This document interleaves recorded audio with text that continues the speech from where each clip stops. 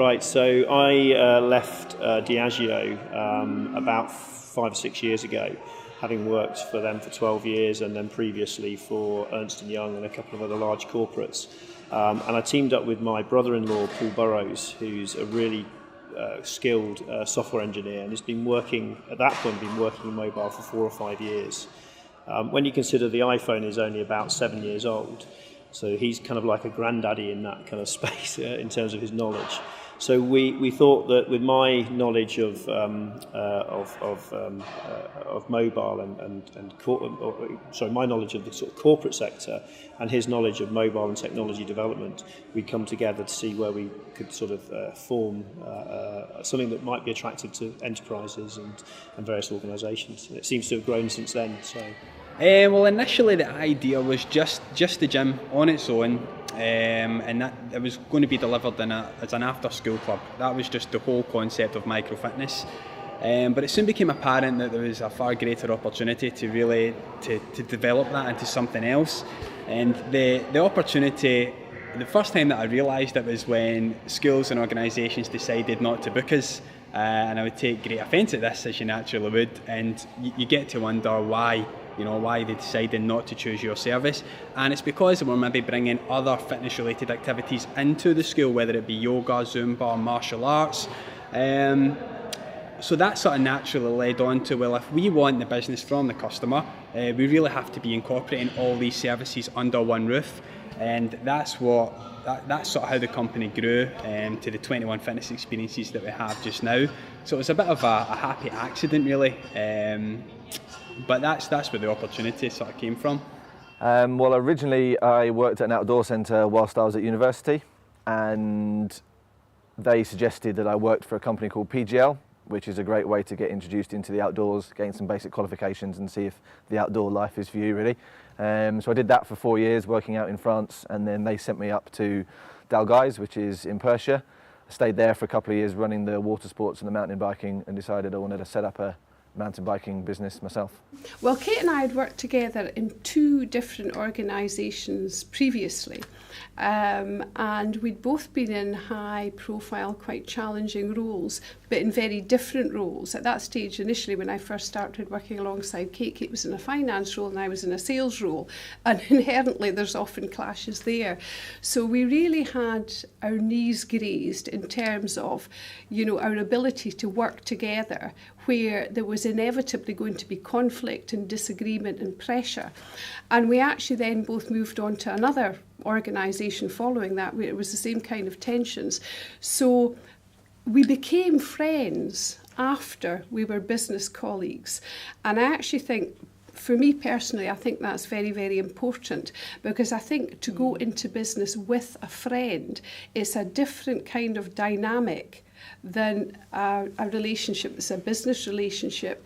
And I think, and I've heard this so often, that friendships become, irretrievably damaged under the pressure of trying to grow a business. But because we'd already been there, we knew it could be really, really tough, and we could disagree quite strongly with each other, but it was never personal, it was always about the business.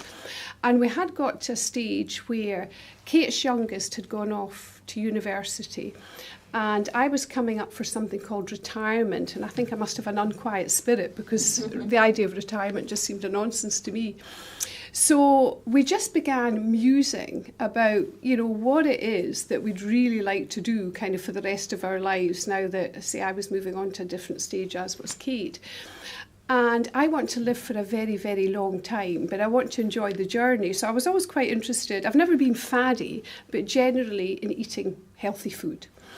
But I want to enjoy my food as well, so I won't drink some sort of strange green concoction because it's good for me, but I do want to eat naturally healthy food. So I was kind of in that healthy space.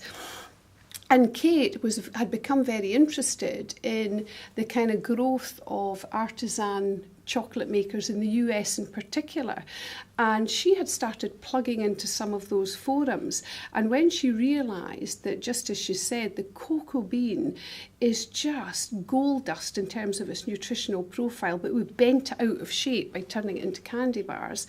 And once I realised the kind of antioxidant potential of this, and also began to become aware that terms like superfood, functional food, nutraceuticals, cosmeceuticals, these were all words that were kind of out there.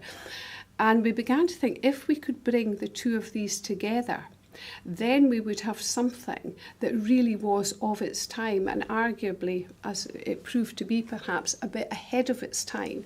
So that's kind of where we started. Yeah, because initially the idea was we would get someone else to make the product for us, and we would just build and deliver the brand. But that's when we discovered there isn't anyone else out there making it the way we wanted to make it. So that was really when we took the big plunge and said, well, yes, let's make it as well. And so did that literally start in a lab or a kitchen or a... That was a kitchen, yeah. a very small kitchen. And a back Yes. garden and a hairdryer, I seem to remember at one Yes, point. they were all involved. Yes, it was. That is the thing when you're first to do something, there isn't anybody else to learn from, so you're pioneering, if you like. So there was lots of experimentation and. Yes, and winnowing lots of beams in the back garden with a hairdryer. I winnowing think beams was one in the of back those garden with a comic hairdryer, moments. yes, and a colander and. Yes, yes. And I think, your point's well made as well. We are the first people in Scotland to make the chocolate from the bean. And there's that, because an awful lot of people say, oh, I know so-and-so that makes chocolate. And what they do is they buy couverture of what we produce and turn it into chocolate bars or chocolates. But we actually make the chocolate from the bean. And there was an awful lot more science in that than I had ever imagined. So fortunately, Kate has a science head. Yes, a lot of learning, a lot of mistakes, and a lot of wasted chocolate. Well, we were really lucky because we got asked to deliver those sessions. It's people that we knew who worked for a large organisation who said, over in America, the staff in our workplace are doing these things called boot camps, and they're doing it at lunchtime. Could you guys do the same thing for us? So we followed that lead and took that one customer and grew it from there. I think sometimes people put too much pressure on themselves to try and think of the next big idea or this great idea that they can get into. So we were quite lucky to have this idea kind of given to us, and we just grew it. Boot camps didn't exist in Scotland when we first started, so we had to go into YouTube and find out how to teach them and what they were all about. And anyone who knows fitness knows that 2 years ago they were massive. Boot camps were everywhere. It was the fitness thing to do. But fitness is like that. It's very faddy and cyclical. So boot camps came and went. Zumba came and went. Step classes have gone. MetaFit to a certain extent is moving on. CrossFit is here at the moment. So you've only got about a year worth of your product being in the buzz. So what we did is, at the height of that, we transitioned ourselves out of becoming Burn It Bootcamp, which is where we started, into Burn It Fitness. So we started doing more fitness products, not just the bootcamp products. So we'll also do corporate wellness testing and personal training sessions, residential retreats, things like that. Annabelle Croft and I have been friends for many years. We have 4 teenage daughters between us. And we're on holiday in Portugal as families. We often bump into her out there. She's got a place near us. And we were shopping for a day. And I picked up a multi-pack pair of knickers and sort of flung them in the basket, carried on shopping. And she said, what do you want these for? Completely as a throwaway line, I said, oh, they're quite good period pants for the girls. And she went, oh my God, I've had this idea for 10 years and I've never done anything about it. But when I left home at 15 to do the international tennis circuit as a young player, it was really bad. I had heavy periods. I was staying with host families around the world, and just the humiliation of saying to a complete stranger, I'm really sorry, I've had an accident on your sheets. Horrific. And then all day I've got to play tennis in a short white skirt, worrying that at any point, I'm going to come unstuck and everyone's going to see. It was awful.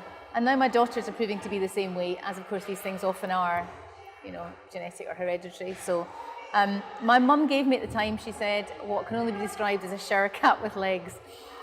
Horrible plastic pants, but they worked. I couldn't deny they worked. But how come there's nothing out there? Surely we've moved on with everything else. You know, we buy pants that make us thin for a night and we pay 40, 50 pounds for the pleasure. We buy bras that have gel in them to give us bigger boobs. But the one thing every woman on the planet has to deal with every month of her life is kind of still swept under the carpet, is all being a little bit shameful. And I think that's really sad. It's very normal and healthy. If it didn't happen every month, we'd all cease to exist.